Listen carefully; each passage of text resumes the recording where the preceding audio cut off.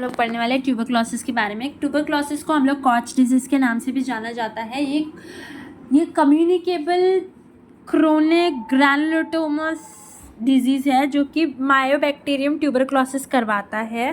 Tuberculosis एक Mycobacterium करवाते हैं, ठीक है। अब ओरोफेरेंजियल या फिर इंटेस्टिनल ट्यूबरक्लोसिस जो होता है वो कंटामिनेटेड मिल्क के पीने की वजह से होता है, ड्रिंक की वजह से होता है, जो एम बोविस बैक्टीरिया नाम ने कंटामिनेट किया होता है। अगर उसको रूटीन पार्चुरेशन करते हैं तो आगे जाके हम लोगों का ये जो है ये सोर्स जो है वो एलिमिनेट किया जा सकता है।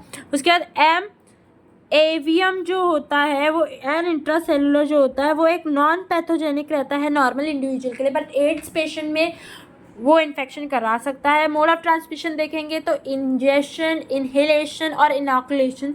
सबसे कॉमन जो होता है वो इनहेलेशन होता है। जो इसमें क्या होता है, जैसे कि अपन एक ट्यूबरकुलर बैसिलाई है, उसको हम लोग क्या करेंगे, उसको हम लोग अपने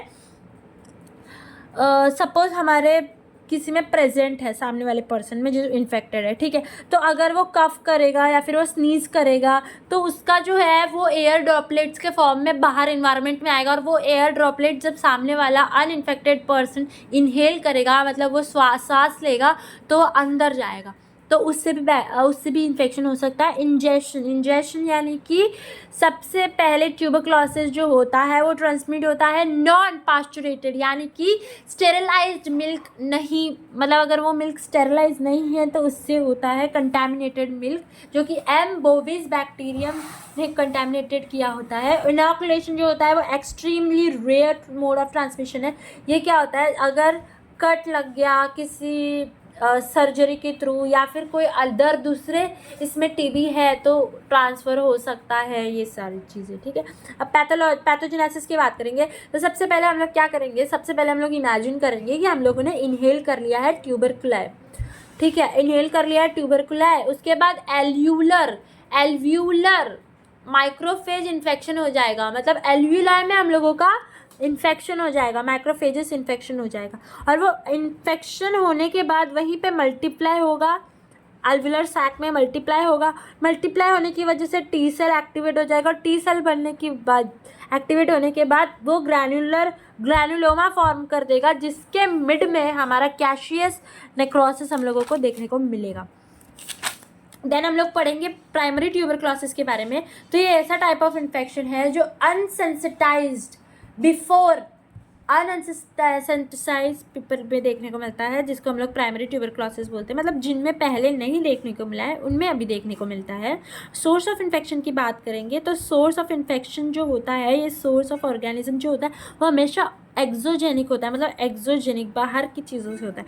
उसके बाद मॉर्फोलॉजी देखेंगे तो ये हमेशा लंग्स में सबसे ज़्यादा कॉमन साइट होता है प्राइमरी ट्यूबरक्लोसिस का। उसके बाद हम लोग देखेंगे गॉम फ्लीजन के बारे में। तो गॉम फ्लीजन क्या होता है, जैसे कि हम लोगों ने बैक्टीरिया को इनहेल किया, या ठीक है बैक्टीरिया को इनहेल किया, तो बैक्टीरिया जो होता है वो डिस्टल एयर स्पेस में जाके वो डिपॉजिट होने लगता है, वो एक्यूमुलेट होने लगता है वहीं पे।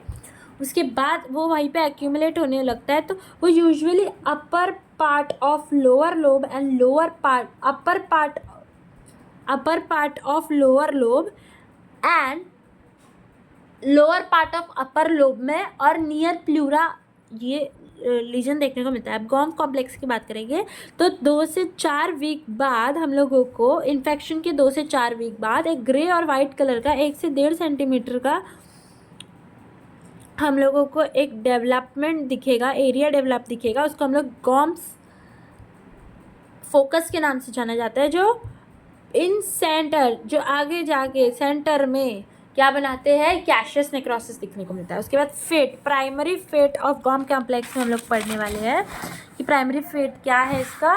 सबसे पहले हम लोग देखेंगे कि इसका हॉलमार्क कैसे होता है, हीलिंग का हॉलमार्क कैसे होता है। तो सबसे पहले फाइब्रोसिस होता है, फाइब्रोसिस के बाद हम लोगों को गॉम कॉम्प्लेक्स देखने को मिलता है। उसके बाद प्रोग्रेसिव फाइब्रोसिस होता है, देन हमारा कैल्सिफिकेशन होता है, देन फॉलोड बाय ऑसिफिकेशन, ठीक है। अब हम लोगों को क्या देखने को मिलेगा कि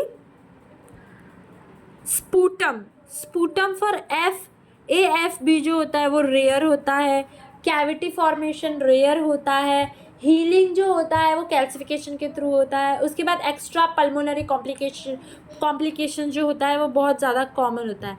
अगर हम लोग सेकेंडरी ट्यूबरक्लोसिस की बात करेंगे तो ये एक ऐसा टाइप ऑफ ट्यूबरक्लोसिस है जो ऑलरेडी सेंसिटाइज पर्सन देखा जाता है, उसको सेकेंडरी ट्यूबरक्लोसिस बोलते हैं।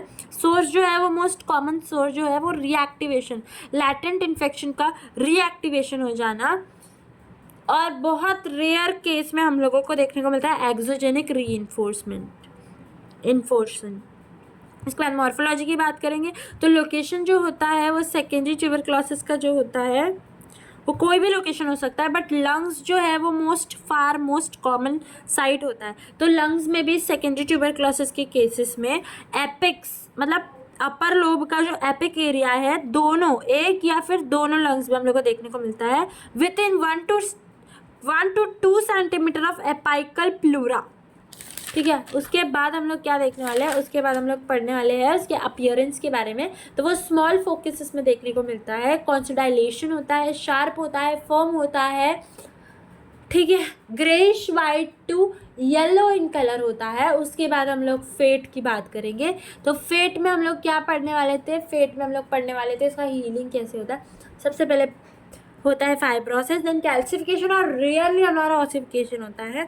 उसके बाद हम लोग स्पूटम फॉर एएफ भी देखेंगे। तो इसमें जो होता है वो बहुत ज़्यादा कॉमन होता है, पॉजिटिव होता है। कैविटी जो होता है, कैविटी फॉर्मेशन भी कॉमन होता है। हीलिंग इसमें फाइब्रोसिस के थ्रू होती है और एक्स्ट्रा पल्मोनरी कॉम्प्लिकेशन जो होता है वो बहुत रेयर होता है।